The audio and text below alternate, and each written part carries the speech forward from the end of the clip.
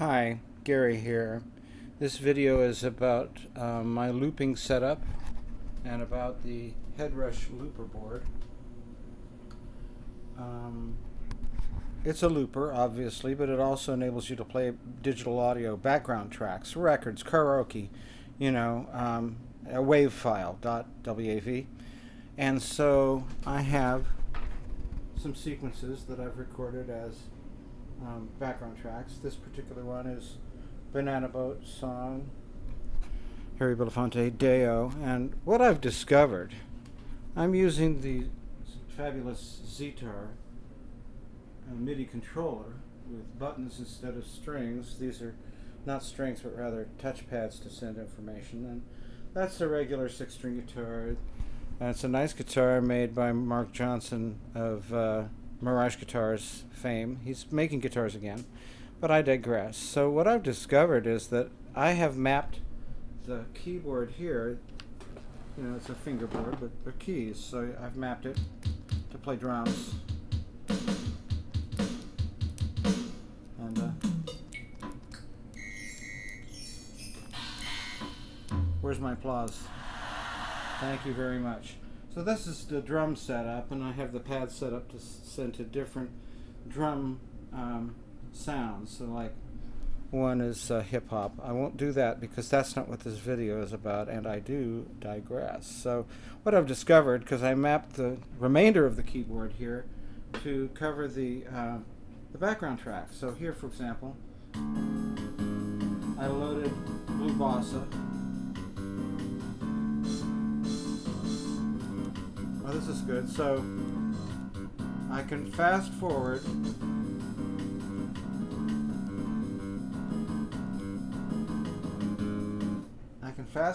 And sort of nudge, really. It's not a real rewind per se. This is the rewind. And it does stop the sequence. Well, it's not a sequence, but it is. So anyway, that's the play button. Nudge is 15. So that's sending it forward in time. This is sending it backward in time.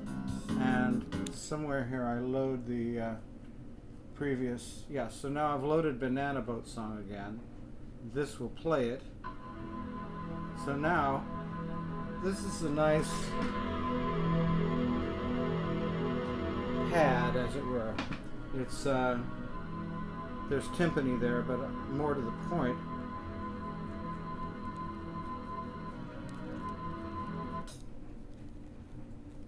So see, I can go forward and backward.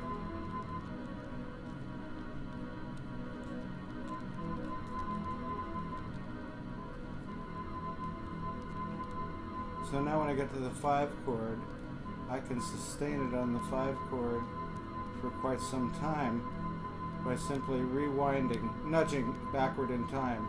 Notice how it's staying on the 5 chord? That rewinds it. That sends it back to start it again. There's the top.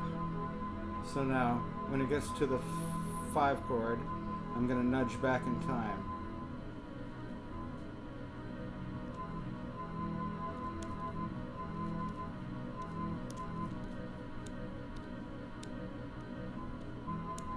And there doesn't seem to be glitching, which, it needs to sound like music, right? Because this is music I'm doing. And it's sort of like scratching, what you would do on a turntable where you send it forward and backward.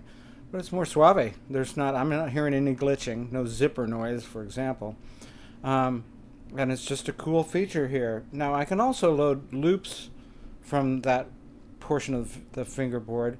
So, there's manipulation for me to be able to control digital audio looping and also background tracks from that particular, what they call song on the Ztar.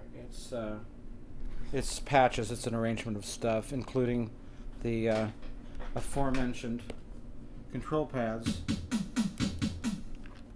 to change the drum kit. Oh yeah, be getting down. That's enough for now. Gary in Norman, Oklahoma, having fun with electronics. I didn't even get to the Morning Star MC 6 Pro that's really making it fun for me now, and the Yamaha